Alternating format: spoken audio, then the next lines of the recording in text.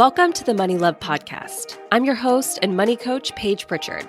If you're ready to uplevel your results in relationship with money, you're in the right place. Each week, I give you the tools to transform your mindset, manage your emotions, and achieve results with your money you never dreamed were possible. Hi, love, and welcome to episode 7 of the Money Love Podcast, where we are going to be talking all about spending money today. I know it's going to be a really, really fun discussion today. I actually love teaching people how to spend money. All right. It's really funny. Like in the personal finance world, a lot of people teach you how to save money, how to make more money, how to invest your money, how to pay off debt. Very few people actually teach you how to spend your money. And that's exactly what we're going to do in this episode today. It's going to be a really, really good one. And I know that it's a little strange to think about. Okay, there's a correct way that I should be spending money. And I do think that there is, I don't know, more so like a right or a wrong way. I never like to say something's like right or wrong, but maybe instead I should just say where you're coming from a very clean and aligned place spending money as opposed to a more cloudy and unhealthy place spending your money. A lot of people live in that second camp. They go through their entire lives spending money from a really unhealthy place. And so in this episode, I'm going to really help you work through that from your mindset and then clean all of that up. So when you're spending money, you can make sure that you're doing it in a way that's really aligned with your highest self. Now, we're going to talk about the difference between those two things in this episode. And then guess what?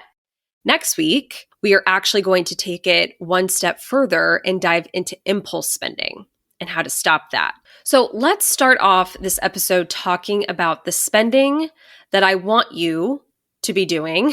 Remember, like I said, the spending that's the good type of spending. And then the spending that most people do that is not coming from a very good and healthy place. And I want to start out by sharing an analogy with you that I learned about in a book, an incredible book actually that I highly recommend that you read. It's called The Soul of Money by Lynn Twist. I read this book earlier this year and it just provided me so many amazing new ways to look at money. And so in the book, she uses the analogy of water to describe the flow of money. And I loved it so much that I really decided to adopt. That is how I wanted to think about money, of how it's just this constant flow. And so I'm actually going to read you a short excerpt from the book just so you can kind of hear what she says about it. But she says, money flows through all of our lives, sometimes like a rushing river and sometimes like a trickle. When it's flowing, it can purify, cleanse, create growth, and nourish. But when it's blocked or held too long, it can grow stagnant and toxic to those withholding or hoarding it. Grounded in sufficiency, money's movement in and out of our life feels natural. We can see that flow as healthy and true and allow that movement instead of being anxious about it or hoarding it. I love this analogy. So let's think about it this way, right? I like to think now of money like water flowing in a river. So I like to think of money that is just going to flow into my life and flow out of my life. I have so much confidence and peace that there is always going to be a steady and healthy flow of money into my life.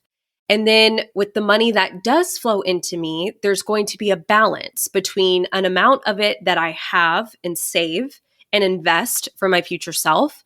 But then there's also going to be a substantial part of it that I just spend, right? Just to fuel my life. And also that's going to allow me to live and build the life that I want to live in the present moment. And when I spend money, I just envision it as water that keeps flowing down a river to a new person, to a new destination, to serve a new purpose for somebody else. And so when you think about money this way, it really becomes clear that there does need to be a flow. I just love using the word flow for some reason, which means that your money needs to be moving. It shouldn't be stagnant. So yes, a portion of it will remain with you for a future purpose, but a large chunk of it is going to be spent now in the present. And it's going to keep moving in the flow of money. And so we don't need to have any sort of resistance against that or any shame or guilt about spending money. And there are people in the world, honestly, who are hoarders of their money. So they think that in the hoarding of it, they're being financially responsible. They think that they're being good stewards of their money. you might, like when I say this, you might have some people that come to mind. Like, have you ever met someone like that? Have you ever met someone who is just so incredibly frugal and has so much resistance against spending money? It's almost like beyond the point of reason. You're like, okay, there's like something deeper going on here because this just doesn't seem healthy. And it's not, truly, it's really not. It's not good or healthy or even really financially responsible to hoard all of your money. With our water analogy, this would be the equivalent of water just flowing into a space and then it gets dammed up and it doesn't have anywhere for it to go. So then it just starts sitting there with no movement or no outlet and it just becomes stagnant, right? You wouldn't drink it, you wouldn't swim in it, it's just gross. And it's the same thing with our money. Part of having a balanced and healthy relationship with money is having a balance with receiving it, but then also having the peace to just let it go because it's served you, it served the purpose that you needed it to serve, and you know that more is coming your way to take its place down the road, always. So if we're looking at a spending spectrum, let's kind of envision this. Let's envision one end of the spectrum is somebody who is just a hoarder of money. They never spend it. They have so much fear and resistance to letting it go. And then on the other end, you have somebody who is impulse spending. So spending very impulsively. They didn't make a plan for their money. They're spending money that they don't have. They're driving themselves into debt. What we want to do is we want to meet at a happy middle between those two people. We don't want to be on either end of the extremes. All right. And here is what this looks like. First, and we talked about this all last week, it means spending money that you have planned to spend.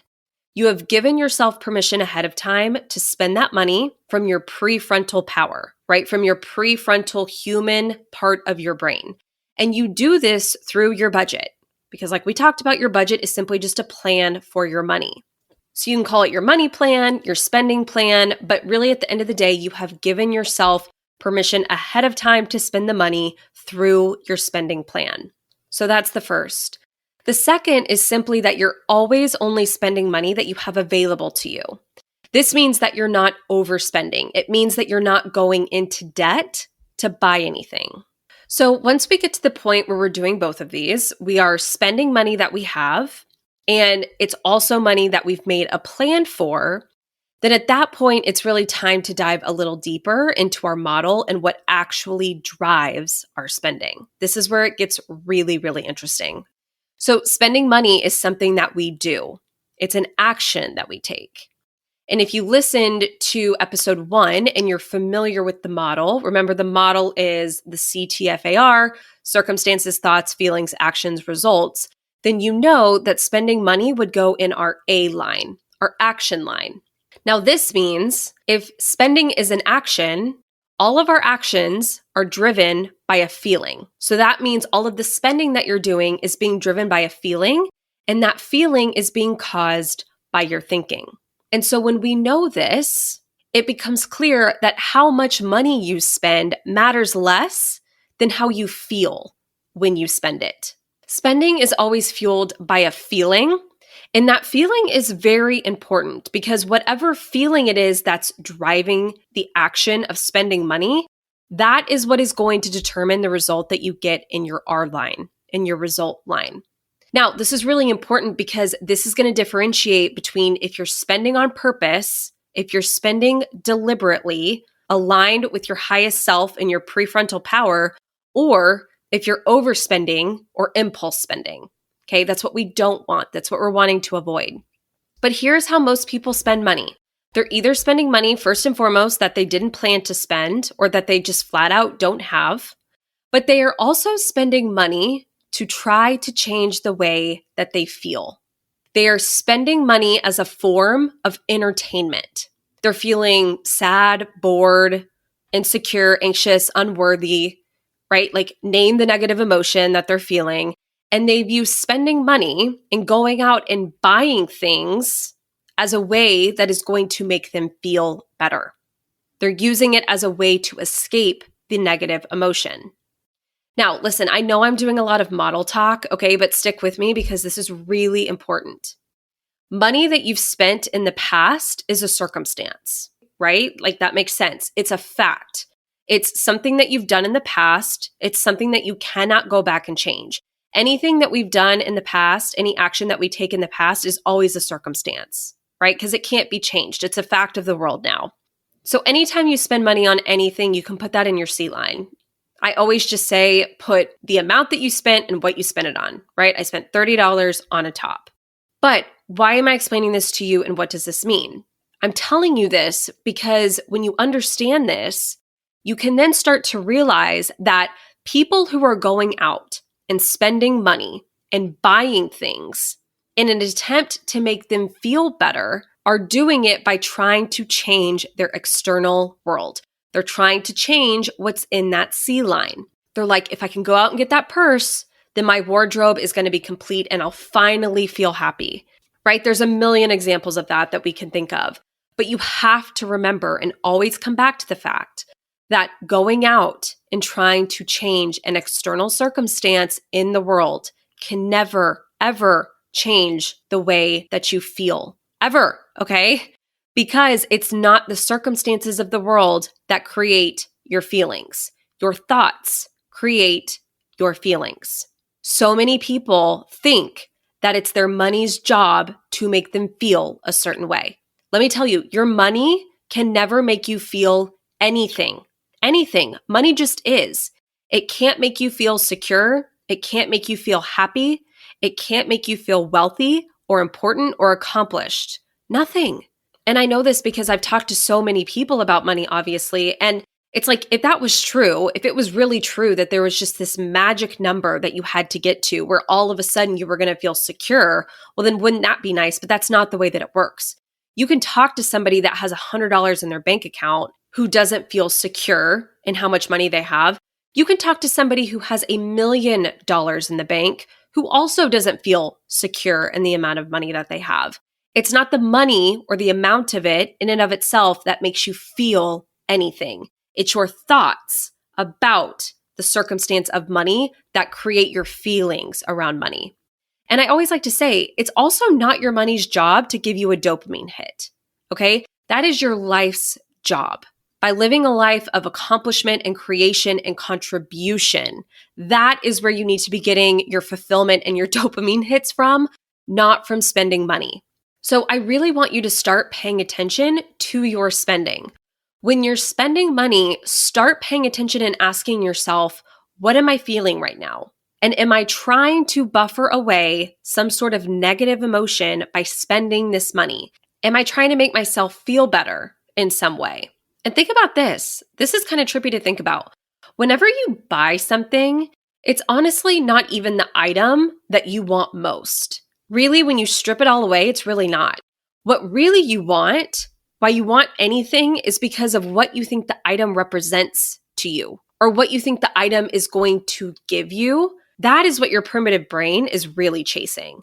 Because most of our basic needs are not material. And many times what we are buying, it's not the item. It's more than that. It's what the item represents. So what we're really buying is status, success, conquest, achievement, a sense of worth. And so pay attention to that as well. Always be in tune with, okay, what does this item represent to me? When I take away the item, what does this item represent to me that is at the core of why I really want it? That can be very enlightening as well to really take a look at. And so I want to take you through some questions and some exercises to evaluate spending that you've done in the past so that you then can identify if there's room for improvement moving forward. So I want to start by asking you this question. What do you love more? Do you love stuff more or do you love your money more? Do you love stuff more than you love your money? I know at first it's a little confusing. You're like, what? Do I love my money? What does that mean? Yes. Do you love your money? I would say that most people in the world don't love their money simply because it's their money. They don't appreciate it. They're not grateful for it. They don't view it as an indication or a report card of how they're showing up and providing value in the world. You want to know what they love? They love all the stuff that money is going to buy them. Ask someone why they want more money. I can almost guarantee you that they will give you one of two answers. They're either going to say, because I want to fill in the blank. I want to feel more secure. I want to feel more important. I want to feel more accomplished. Because again, they bought into the lie that it's the money that creates the feelings within them. They think that the money makes them feel a certain way, which at this point we know that it doesn't. Your feelings come from your mind. Or secondly, they're going to tell you, oh, because then I'd be able to fill in the blank. I'd be able to buy a house or buy my dream car or pay off my student loans. They're going to tell you all the things that they want to go out and buy with the money. No one ever says like, well, I want more money because I know that if I have more money, then that means that I'm helping a lot of people and I'm making their lives so much better. And as a result of that, they've been willing to compensate me for that value, right? Like no one says that, okay? We either want money because of the way it's going to make us feel, because we hope or we think it's going to make us feel better, or we want more money because of what we want to buy with it. Because here's the thing, as a society, we value stuff more than we value money.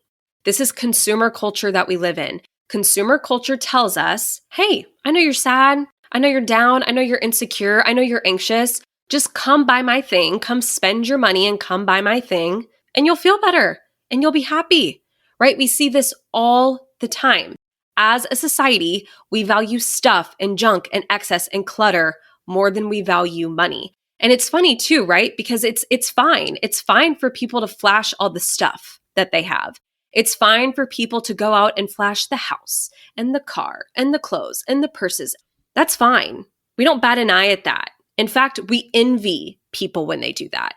But what if somebody just got on Instagram and they were like, hey guys, I got $1 million sitting in my bank account? How do you think people would react? People would be like, oh, they're so cocky. They're so arrogant. That's so tacky. That's tasteless. So somehow it's okay for us to flash all the stuff that money bought us, but it's not okay for us to just talk about money. And again, that is because as a society, we value stuff more than we value money. And so you have to stop and think about, why do I want more money? Do I want more money just so I can go out and buy more stuff? And that is also going to help you answer the question of, what do I love more? Do I love money more or do I love stuff more? Because let me tell you, what you love the most, you will have more of.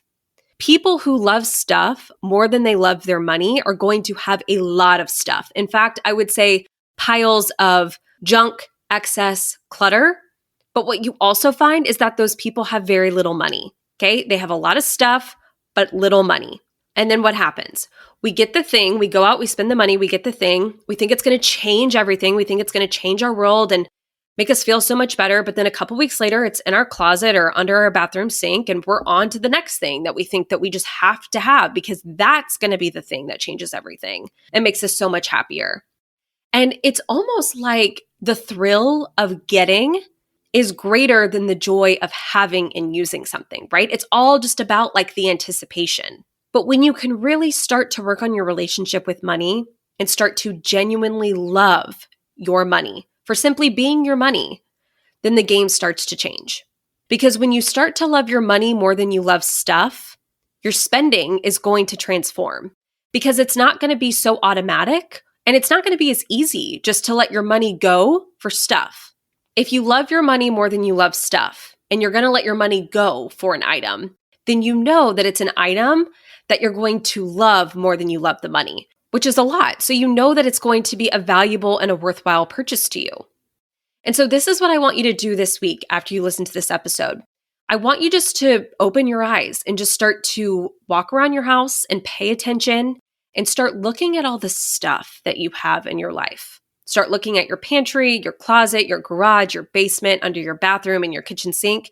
And one, just realize the fact that at one point in time, that item was money sitting in your checking account, which then you went out and decided to exchange that money for the item.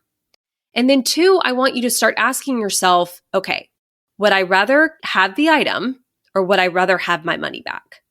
Now, if you're going around and you're doing this and you're finding that you have a lot of items where you're like, I think I'd rather have my money back, then at that point, we know that we are spending past the point of enough, past the point of sufficiency. So in the book, Your Money or Your Life by Vicki Robbins, she talks about this concept and she refers to it as the fulfillment curve and how each of us have a fulfillment curve.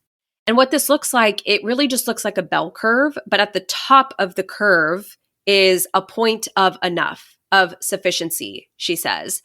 And she talks about how we all have our own point of sufficiency, our own version of enough. And she says that once we pass that tip of our fulfillment curve, once we're past the point of enough, she said when we're spending money from that place, that is when we start acquiring the junk, the clutter, the excess. And so I want you to ask yourself, is my life filled with a lot of clutter and excess that at one point in time was money in my bank account? Do I love stuff and clutter more than I love money? You have to evaluate the answer to that question.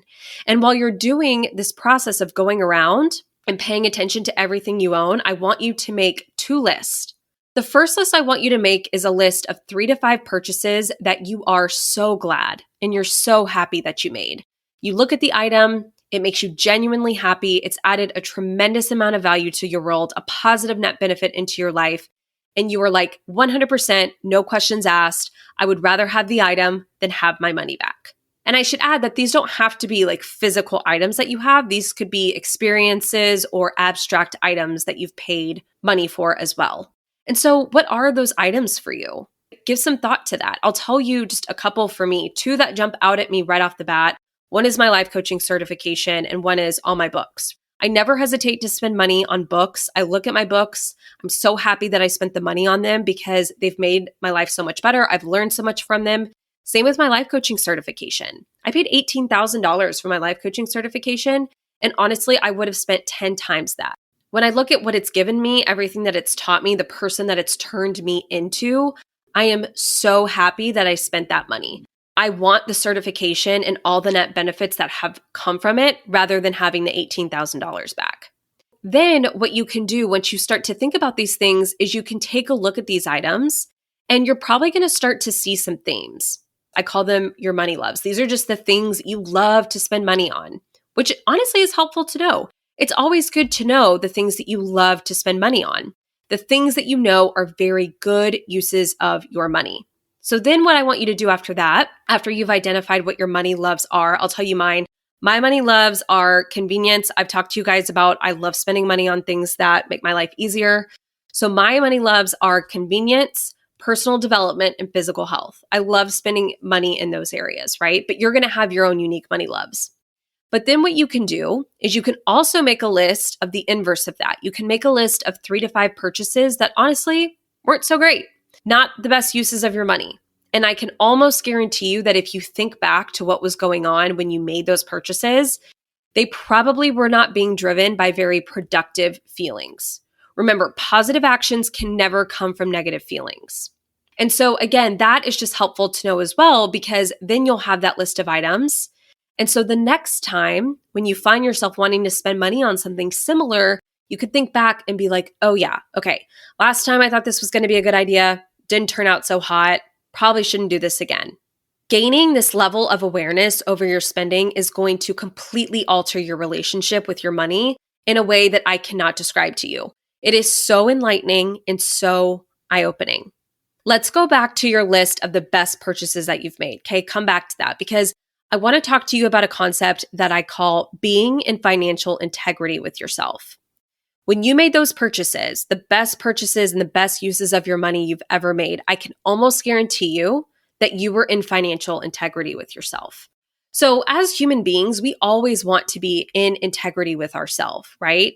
All of us have morals and values that we strive to live our lives by. And when we live our lives in accordance to those values, we're in integrity with ourselves. And it's the same thing with spending money. This is the difference between spending for fun and for entertainment and for a dopamine hit, and then spending on something that is aligned and you feel like you're in integrity with yourself and you feel like you are being a good steward of your money. Things that you look at and you say, I am so glad I spent my money on that. I felt like I was really aligned with my highest self when I made that purchase. And I don't know why. I always like to use food analogies, but when you're in financial integrity with yourself and you're spending money in that way, That's the equivalent of eating good, healthy food that you know is going to fuel your body and make you feel amazing, but it also tastes good. You enjoy it and you know it's good for you. When you're spending for entertainment or when you're spending to escape negative emotion, that's like eating a sleeve of Oreos, okay? Seems like a great idea before you do it, and it feels really good while you're doing it. But then afterwards, you feel terrible. You feel worse than how you did before you started. Okay, you're like, why did I do that? That was a terrible idea. And so I always try to make sure that when I'm spending money, that I'm in financial integrity with myself. And so this is what that looks like. 1, it means spending money that I've planned to spend and that I've given myself permission ahead of time to spend via my budget.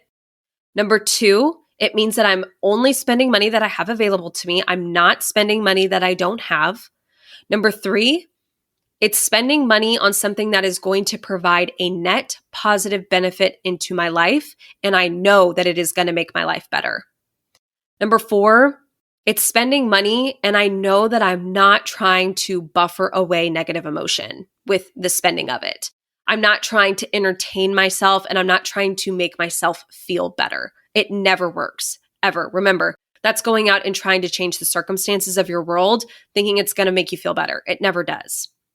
And 5, it's looking at something and knowing that a month from now, 6 months from now, a year from now, I'm still going to want the item or the service or the experience rather than having that money back sitting in my checking account. And I'll say this is a really common tip, but if you're making a larger purchase, always give yourself at least 24 hours before you pull the trigger. And if it checks all these boxes that I just ran you through and you want it now, and then you still want it in 24 hours, then go and spend the money. You've decided ahead of time. You've given yourself permission, and you're coming from a place of your prefrontal power. That is the most powerful place to come from. You're not letting your survival primitive monkey brain run the show. Okay, that's not what we want.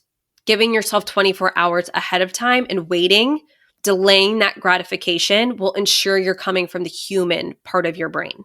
Lastly, I want to just encourage you just to take some time to create room for abundance in your life. I promise you that now that you've started to pay attention to all the clutter and all the junk that you have in your house, you're going to notice that it's going to start to weigh you down. So make a goal to spend a weekend going through your house and just selling items that you haven't used in a while, that you don't love anymore, that you have multiple versions of or multiple items of, and really just create space and room for abundance in your home. I've actually done this a couple times in my life, and I cannot tell you how freeing it is. I did it when we moved from Michigan to Houston. I talked about this in a previous episode, and I actually did it a couple weeks ago. And yes, it's nice because you make extra money. Okay, that's definitely a perk of it. But honestly, one of the best parts of it is that it is so freeing. It's so liberating just to get rid of junk and clutter and excess out of your home and really just create a space that's open and intentional and purposeful. Because at that point, you know that everything that's left, everything that you've kept that wasn't sold or wasn't donated is something that you really, truly love. And that serves a deliberate purpose in your life and that it makes your life better. And from that point, you can move forward with your renewed relationship with spending money. And then after that, you can only be spending your money on items that you know are going to enhance that environment instead of weighing it back down. So I really hope that you've enjoyed this episode, and I'm going to end with this. It's funny to me because in the personal finance world, you get a lot of here's how to save $10 here, and here's how to cut $15 off of this bill. And yeah, I mean, the tips are helpful, but hear me. You are not going to be able to build wealth through the tips. Wealth is built through the transformation that you have to go through from the inside out. When you can transform your relationship with money and also transform your mindset around spending it, you're not even going to need the tips anymore. The tips aren't even going to matter because your results are going to be so profoundly transformed from the work that you've done. You change your habits by changing your way of seeing. When you change your outlook, you can change your outcome. So I want to leave you with just one more little passage from The Soul of Money. Again, this is how she ends the chapter. It's chapter 5. The chapter is actually called Money is Like Water, but this is how it ends. She says, no matter how much or how little money you have flowing through your life, when you direct that flow with soulful purpose, you feel wealthy. You feel vibrant and alive when you use your money in a way that represents you, not just as a response to the market economy, but also as an expression of who you are. When you let money move to things you care about, your life lights up. That's really what money is meant for.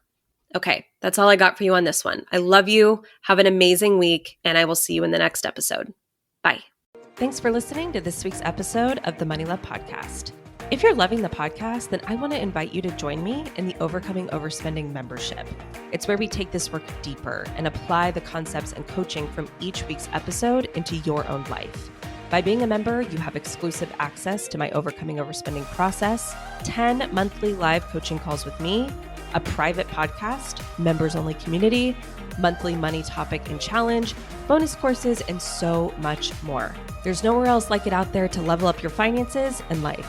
Simply go to overcomingoverspending.com to join, and you can enter in the code MLP30 at checkout to save $30 on your first month inside the membership. See you inside.